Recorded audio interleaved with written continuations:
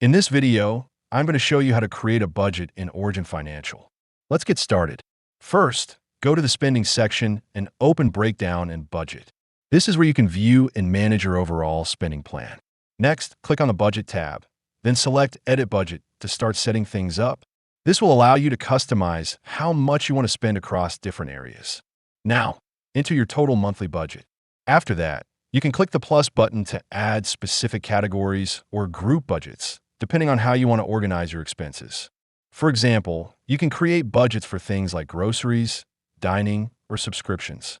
Once added, set the budget amount for each category or group. This helps you control spending and track where your money is going throughout the month. When everything looks good, click Done or Save to apply your budget.